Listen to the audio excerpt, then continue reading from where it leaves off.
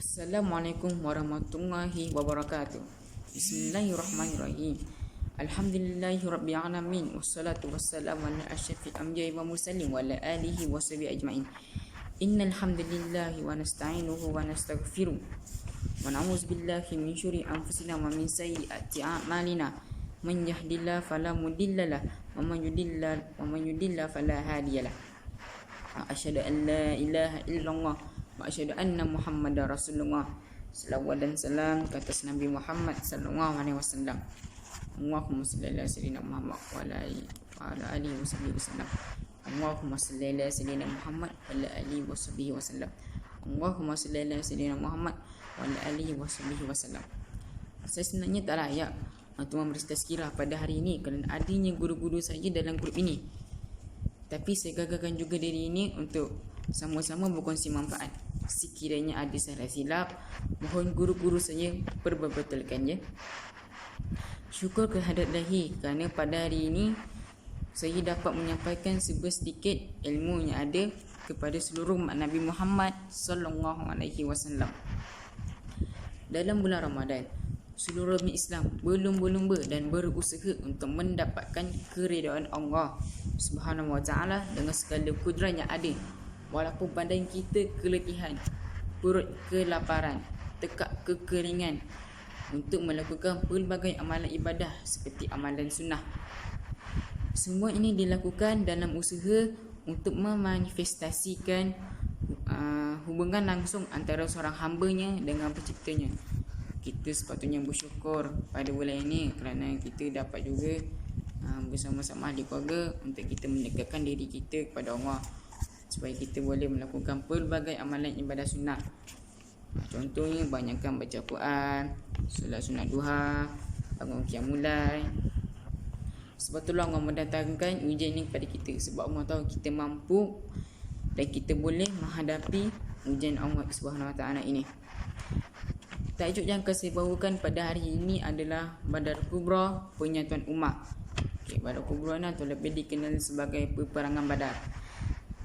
Peperangan Badar ni telah berlaku pada 17 Ramadan tahun kedua Hijrah. Asalnya orang Islam ni menghalau dagangan Quraisy kerana orang Quraisy tersebut telah pergi merampas harta kaum Muhajirin di Madinah. Orang Islam ni dia membalas balik perbuatan orang Quraisy kerana dia telah merampas harta kaum Muhajirin, saudara mereka sendiri.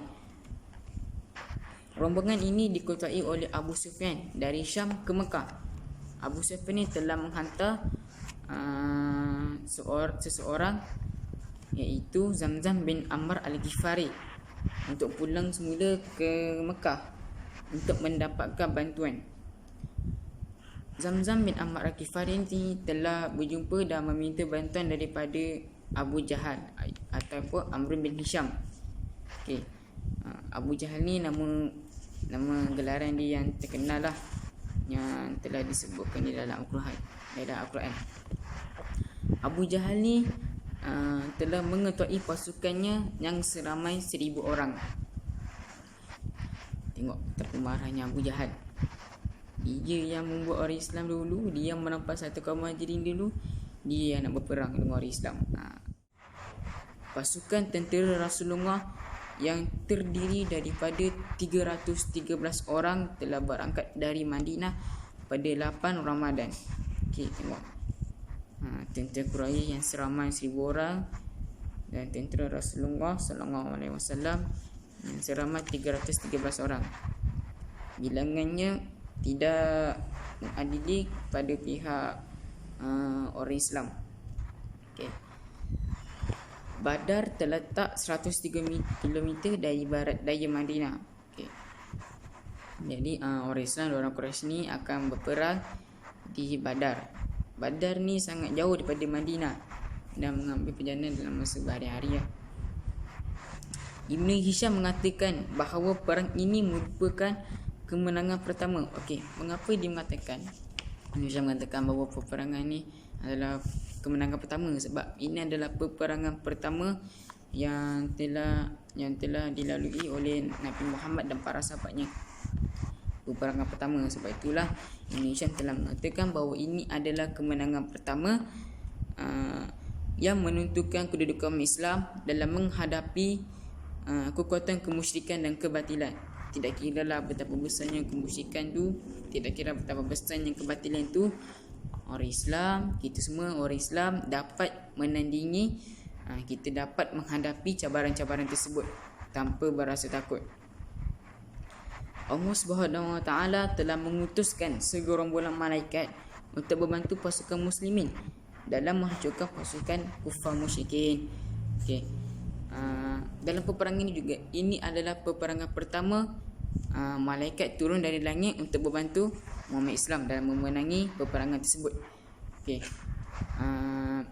Terdapat seorang sahabat ketika dalam peperangan Badar, dia baru saja nak melibas pedang kepada musuh Allah, kepada kufar musyrikin tu.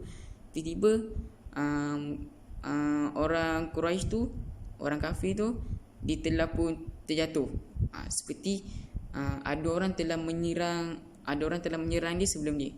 Lepas tu ada seorang sahabat mengatakan, kalau kita nak kalau kita nak melihat kesan malaikat telah membunuh orang kafir tersebut, orang Quraisy tersebut, dengan melihat badannya terdapat belahan pedang yang telah diambil daripada api neraka. Baiklah, ibrah dari Badar Kubra. Perjuangan pasti diuji.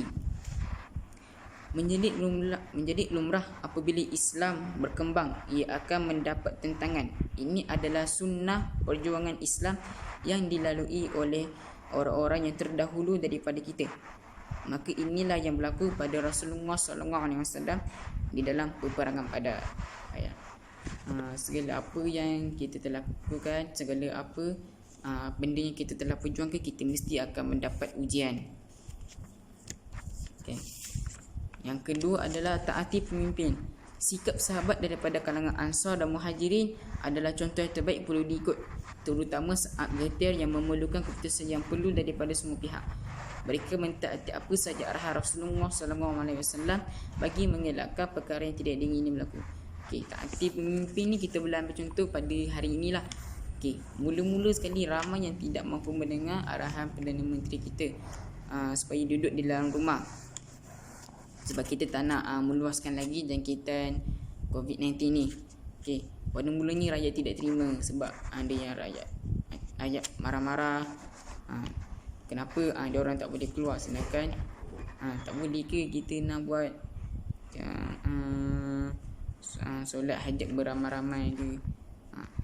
Sebab kita takut COVID-19, sebab kita takut penyakit ni akan merebak ke seluruh orang ramai kalau kita melakukan kalau kita berkumpul secara berjemaah.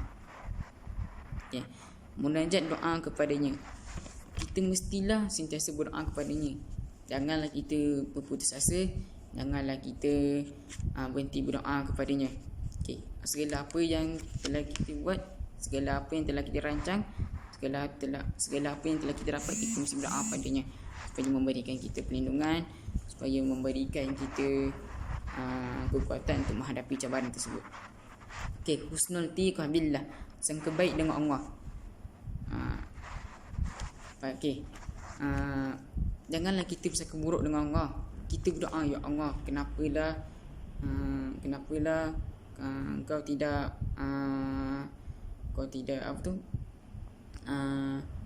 tidak menunaikan doa aku ini. Janganlah kita bersangka buruk. Sebenarnya Allah nak bagi kita masa dan peluang untuk kita beribadah kepadanya. Baiklah, sampai di sini saja. Ingat, janganlah kita lupa untuk sentiasa beribadah kepada Allah, kerana Allah tu dekat dengan kita. Dan kalau kita rasa macam kita tak dapat pertolongan Allah, kalau kita rasa kita macam jauh dengan Allah, bukan Allah jauh dengan kita, tapi kita yang jauh dengan Allah. Ingat. Assalamualaikum warahmatullahi wabarakatuh.